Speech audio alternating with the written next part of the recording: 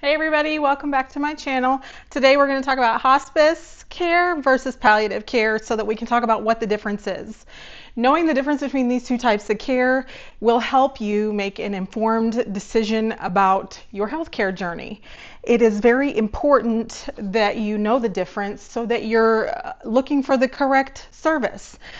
Both focus on improving quality of life, but they are for different stages of the illness. So what is palliative care? Palliative care is relief from symptoms, much like hospice. It's relief from pain, stress, and associated symptoms with serious illness. So illnesses like cancer, heart failure, COPD, kidney failure, and dementia and other chronic life-limiting illnesses. So some of the things that palliative for, it's for people of any age. They want comfort care, but they still want curative treatments. So the difference between palliative and hospice really is the type of care that you're going to get. Both are focused on comfort. Both are focused on those symptoms being managed. But on palliative, you're still going to get some curative aggressive treatments, as we call it. So in a palliative setting, it can be any stage of the illness, includes curative treatments. It's based on need, not your prognosis, and it can be a hospital setting, a clinic, or a nursing facility, or in your home.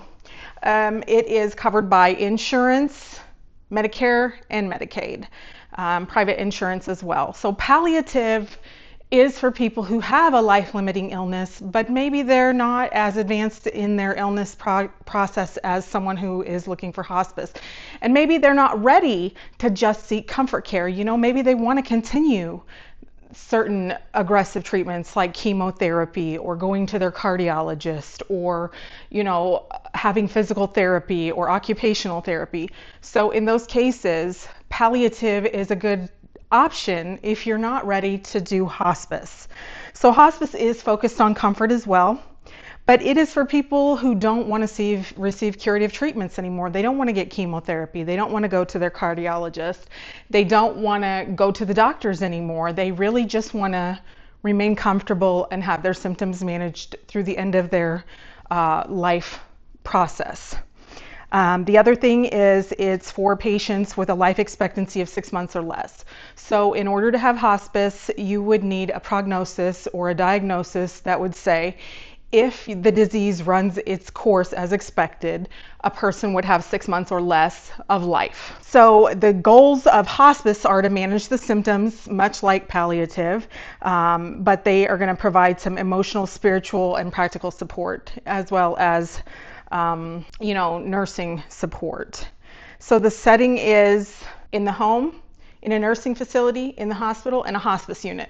The mistake that people make is they think sometimes that a hospice unit is like inpatient hospice, but generally inpatient hospice is for a respite stay or management of symptoms at end of life that can't be managed at home.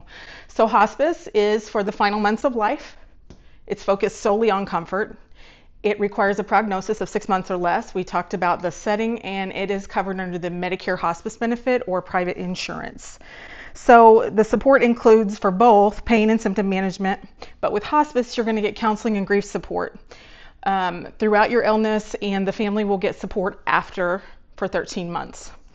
So another thing that hospice provides is volunteer and social work services and respite care for families. So respite care is, you know, you've been taking care of your relative at home, your relative has been taking care of you at home, and you know, sometimes when you're in the home setting like that all the time, doing 24/7 care, you need a break, and that's what respite is for. Respite is to allow a family member to take a break, and it's usually a 5-day period, and it can happen, I think it's like every 28 to 30 days,